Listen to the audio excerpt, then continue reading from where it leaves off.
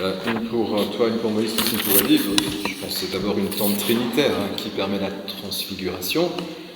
Donc, vous savez, c'est une habitation de Dieu dans la tente des Hébreux au désert, à l'extérieur du camp. Voilà, c'est le lieu où Jésus est transfiguré sous l'action de l'Esprit, bien sûr. Voilà. Donc, sûrement Pierre est un peu inspiré, puis en même temps ils sont dans la crainte, et puis donc ils sont aussi dans ce cheminement où le Maître peu à peu montre son vrai visage, où il montre déjà ce que nous fêterons à Pâques, c'est-à-dire la résurrection. D'ailleurs ce thème est repris à deux fois là, dans les textes de ce deuxième dimanche de Carême. Donc c'était saint Paul à Timothée, il a détruit la mort, il a fait resplendir la vie et l'immortalité par l'annonce de l'Évangile, et puis Jésus qui recommande donc à ses disciples de ne parler à personne de cette vision tant qu'il n'est pas ressuscité d'entre les morts. Donc évidemment Jésus montre quelque chose de sa gloire, enfin de la gloire liée à sa relation trinitaire. Alors je vous rappelle, mais bon, je vous dis des choses que vous savez, nous sommes dans un espace de relation pour lequel le Père invite les disciples à écouter-le. On l'a vu dans le verset de l'Évangile, et puis nous l'avons bien sûr dans cette parole qui s'exprime du Père pour les disciples. Celui-ci est mon Fils bien-aimé, en qui je trouve ma joie, écoutez-le. Donc c'est ce qu'on apprend nous à faire, qui m'entendent souvent ici. Voilà, nous sommes toujours convoqués à cette conversion, particulièrement pendant le carême, qui est de nous rendre disponibles à celui qui peut nous transfigurer. Bon, alors ça a été dit. Certains traduisent ce passage qu'on connaît bien, de l'appel d'Abraham, voilà, à quitter sa tribu, sa zone païenne, pour suivre celui qui l'appelle. Et certains théologiens, ou au moins une en particulier, a traduit, je ne suis pas bon en hébreu biblique, mais le « va vers le pays que je te montrerai » par « va vers toi ». C'est intéressant, il faut vérifier un peu dans les termes, mais bon, je pense que la personne a dû un peu étudier ces choses-là de près. Et donc, bien sûr, c'est un voyage intérieur. Donc ça, c'est une des conversions que j'ai proposées pendant le carême.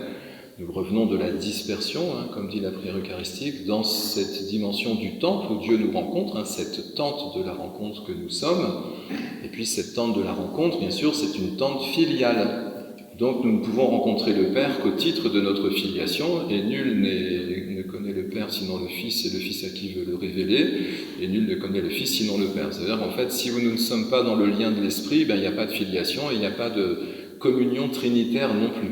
Jésus le vit, il forme ses disciples à cette dimension.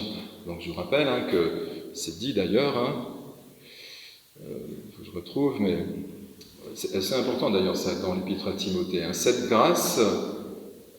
donc non, je vous redis, je vous relis.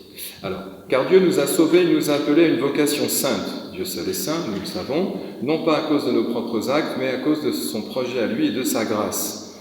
Voilà, nous sommes graciés. C'est toujours la même...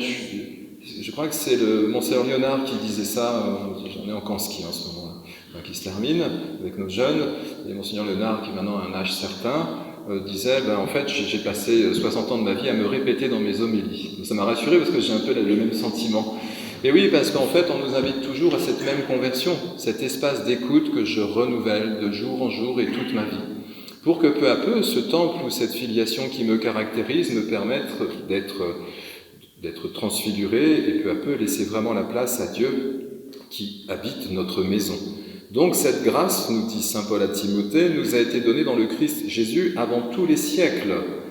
Et oui, alors on ne pourra pas faire de catéchisme, mais bien sûr, puisque tout a été fait par lui, rien ne s'est fait sans lui, c'est le prologue de saint Jean que nous avons entendu à la messe de Noël le 25 décembre. Donc oui, de fait, ce monde est une grâce de Dieu, nous pourrions dire, et puis quand même Jésus communique avec la loi et les prophètes, Moïse et Élie. C'est Élie ? Oui, c'est Moïse et Élie. Donc la loi et les prophètes, ça veut dire que, acclamons la parole de Dieu, de toute façon, la Bible est aussi une grâce que Dieu nous a accordée, puisqu'il s'est révélé à travers la parole, à travers sa parole.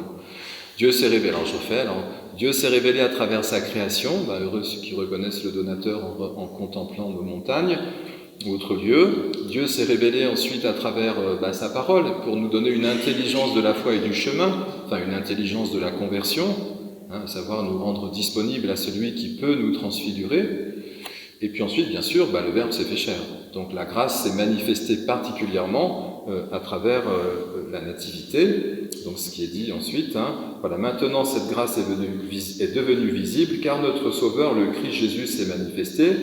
Et évidemment, le comble de la grâce, c'est quoi? C'est qu'il a détruit la mort et il a fait resplendir la vie et l'immortalité par l'annonce de l'Évangile.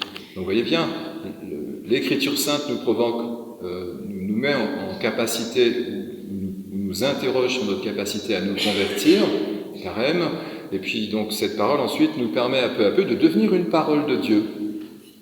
C'est ça la transfiguration accomplie. Alors c'est une parole, vous le savez, déjà là, pas tout à fait complètement accomplie, enfin elle se construit en nous. Voilà, ce temple se construit peu à peu. Et puis cette construction permet qu'un jour nous espérons être transfigurés pleinement en Dieu, et c'est ce qu'on appelle la résurrection des morts. Voilà. Alors, bon, vous voyez bien, l'homélie a été différente la semaine dernière, mais c'est quand même toujours cette même conversion qui nous est proposée. Et donc, oui, si Trinité il y a, si trois tentes sont adressées au sommet de la montagne, si Jésus choisit ses disciples les plus proches, parce qu'il révèle quelque chose de son intériorité, mais n'oublions jamais que dès que Jésus parle, dès que Jésus agit, dès que Jésus donne un témoignage, un signe, c'est qu'il est en train de nous manifester sa relation au Père, et qui est une relation qui est toujours une relation d'accueil, d'écoute. Je l'ai redit, où est-ce que j'étais hier soir? J'étais à Saint-Crépin, je l'ai redit, j'étais au restaurant, comme ça vous savez un peu ma vie privée, pour des raisons pastorales. Et donc le chef cuisinier est venu nous saluer à la fin. Et voilà, il est d'origine d'Amérique latine, et de fait, je ne fais pas toute la conversation, mais en même temps, je lui rappelais bien, parce qu'on comparait la différence entre l'Argentine et la France. Et donc, de fait, alors il dit oui, mais il y a des particularités culturelles. C'était pour aider quelqu'un que certains connaissaient.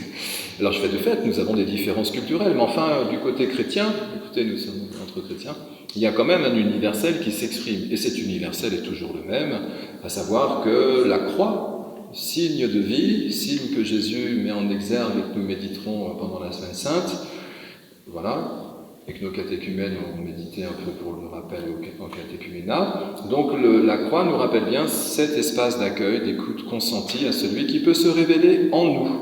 Donc Jésus est évidemment l'icône parfaite, et pour compliquer les choses, mais je vous l'ai déjà dit dans cette église ou ailleurs, c'est que de toute façon, le Dieu auquel nous croyons, s'il est Trinité et communion, c'est que de toute façon, l'ensemble des personnes, des hypostases de la Trinité, sont des personnes qui sont à l'écoute les unes des autres. C'est ça le chemin.